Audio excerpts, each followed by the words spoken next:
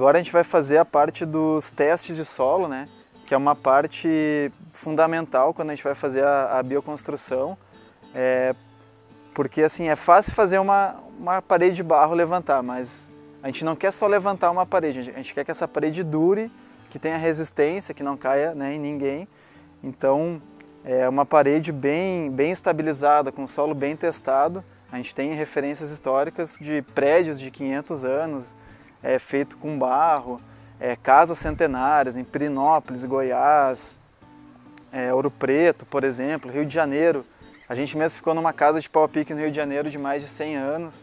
Na verdade, em 2 casas a gente ficou lá, em lugares diferentes. E então a gente vê que realmente tem uma resistência essas técnicas, né? Então, mas tem essa técnica, né? Essa técnica é muito importante porque não é qualquer solo que a gente pode usar, ou não é de qualquer forma, né? Então, para a gente ter uma ideia, assim, essa técnica que a gente está desenvolvendo aqui é o pau a pique, né? O pau a pique é uma mistura de barro com água e palha, né? Então é uma técnica de barro molhado. Quando a gente adiciona água, geralmente nessas técnicas que se adiciona água, então se deixa uma massa mais plástica, mais modelável, a gente vai ter em torno de 20%, de 15 a 25% de argila de proporção na massa, né? O resto é areia e silt. Então só para a gente ter uma ideia, assim, que na verdade não vai tanta argila, né? Vai mais areia, é similar ao cimento, inclusive. Porque o cimento, tu usa pouco cimento e muita areia, né? Então na construção com barro, também a gente usa pouca argila e bastante areia, em função de uma coisa importante, que é assim, ó, a argila, quando a gente coloca água na argila, ela incha. Quando seca, retrai. Isso que causa rachadura. E a areia não, a areia quando a gente adiciona água, ela não incha com a água, ela continua do mesmo tamanho, tá? Só que a argila ela tem a função de cola, ela faz a liga, ela seria, digamos, o cimento, fazendo uma comparação com o convencional. Ela seria o cimentinho, a cola, né? E a areia ela não tem a função de cola, ela não tem liga, só que ela tem estrutura, ela é mais dura e ela é maior também. Porque se a gente for pegar a granulometria, a argila, ela é microscópica, ela é muito pequena, né? E já a areia já são grãos, né? Então tem grãos finos, médios e grossos e até pedriscos, né? Então numa parede de pau a pique, na parte da parede, é até melhor que tenha um grande número de tamanhos diferentes para que ele ocupem todos os espaços na parede e se casem ali, né? A gente vai depois diminuindo o tamanho dos grãos. Para fazer reboco grosso, por exemplo, a gente já pode peneirar para tirar os pedriscos, né? Para ter um acabamento melhor. E o reboco fino, a gente usa areia fina, fininha assim, areia de beira de praia, assim, bem fininha, né? Essa seria o ideal, que tu compra na ferragem, assim, como areia mesmo para acabamentos, né? Por exemplo.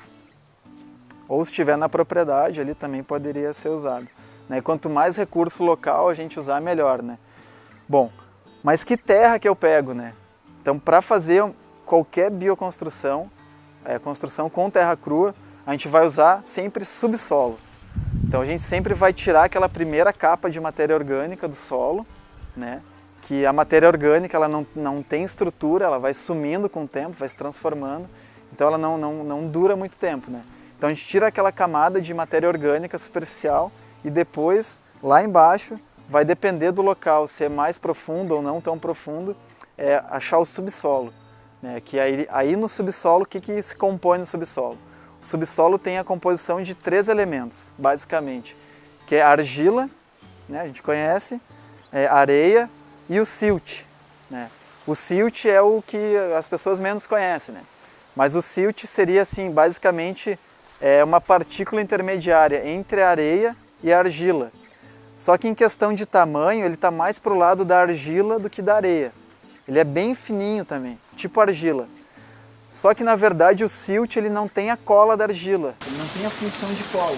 Então ele não tem nem função estrutural da areia, né? Que é um grão maior e mais firme. E também não tem a função da argila, que é a cola. Na verdade ele vai só ocupar os espaços entre a areia e a argila. Ele não tem função estrutural nem de cola, então ele não tem muita função nisso. Então se eu pego um solo que eu vejo aqui que é muito argiloso, e eu sei que para o pau a pique eu preciso de 20% de argila, mais ou menos, eu já vou fazer esses testes de proporção com mais areia. Se eu pego um solo que já tem uma certa quantidade de areia na composição, eu já não preciso colocar tanta areia, né?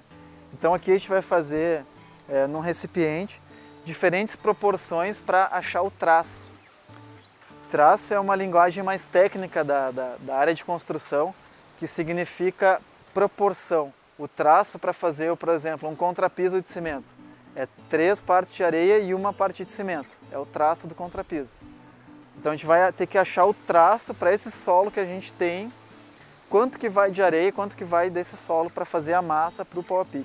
Então aqui a gente, como a gente já tinha colocado antes, já decantou, a gente viu que tem aqui uns pouco mais que 20%, 30% de argila. Então a gente já sabe que está quase no traço, provavelmente, né? de ideal para o pau a pique.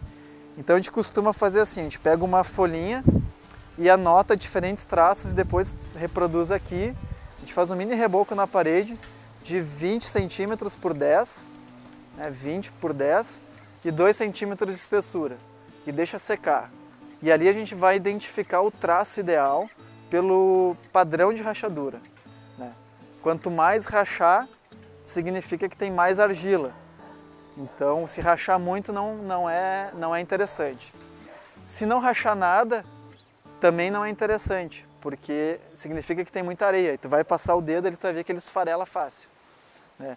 Então a gente vai escolher o teste que racha, porém com rachaduras isoladas, que racha pouco.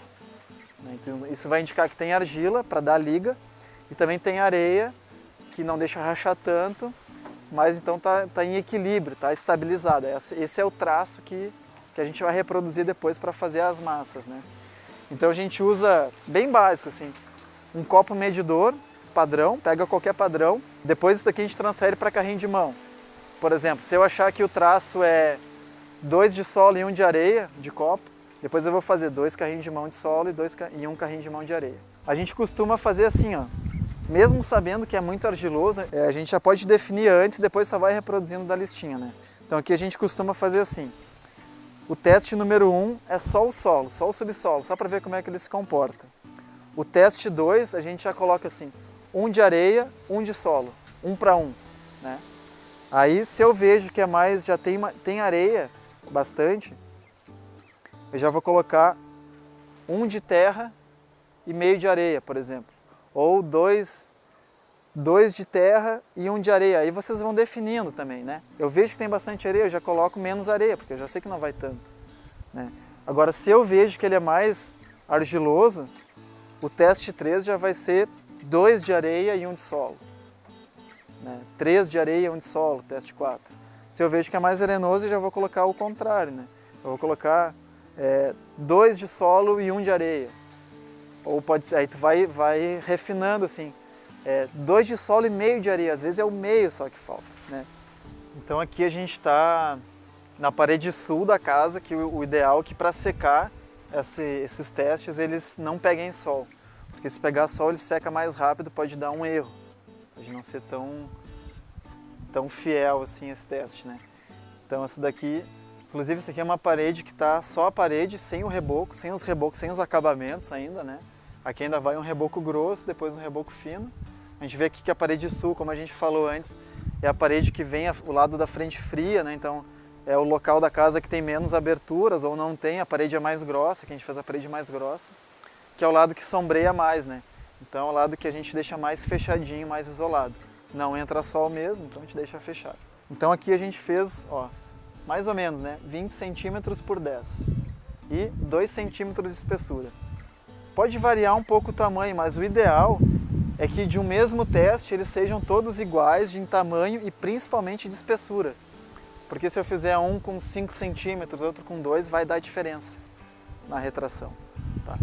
Então aqui, ó, por exemplo, olha, o teste 1 aqui, né? A gente bota um númerozinho bem no canto, que é só o solo, só aquele solo que a gente viu lá, sem areia. Olha só como ele rachou, né? E olha como ele descola da parede. É que nem fundo de lago quando seca, né? Então esse padrão de rachadura a gente não usa para nada. O que ele faz? Rachaduras celulares e ainda levanta as bordinhas para cima, né? Então tu imagina um reboco grosso com esse traço. Tu faz o reboco grosso, secou, cai. Então não funciona, principalmente para reboco grosso. Para a parede também não, porque ele vai abrir, quando ela secar vai abrir umas fendas enormes, né? Então não é interessante. Mas aqui a gente fez só para ver como é que se comportava essa argila. Aí o teste 2 aqui a gente já viu que não rachou, né? Ele quis rachar, assim, tem umas micro rachaduras, mas tu vê que ele já esfarela mais fácil. O teste 2 tem um de terra e um de areia, 1 para 1. Tá? O teste 3 já tem um de terra e 2 de areia, bem mais areia, ó, já muda até a cor. Areia mais clara, né? Esfarela mais fácil ainda. Aí o teste 4 já está começando a ficar mais apropriado. O teste 4 tem um de terra, de subsolo, mais argiloso, e meio de areia. Então esse daqui para uma parede já é um traço bom. Ó, que tu vê que forma as rachaduras, porém elas estão mais isoladas. Elas não formam ligações, não formam células. Então elas racham, indicando que tem bastante... Ó, já não esfarela tão fácil. Ele risca, mas não esfarela tão fácil. Enquanto esse daqui, se tu ficar passando a mão, ele não para de cair. Ó, esse aqui sai um pouquinho no início, depois para. Então tem muito mais resistência. O teste 5 foi um de terra e 1,5 de areia. Também não rachou e esfarela bem fácil, olha só. E depois o teste 6 é 1 de terra e 0,75% de areia.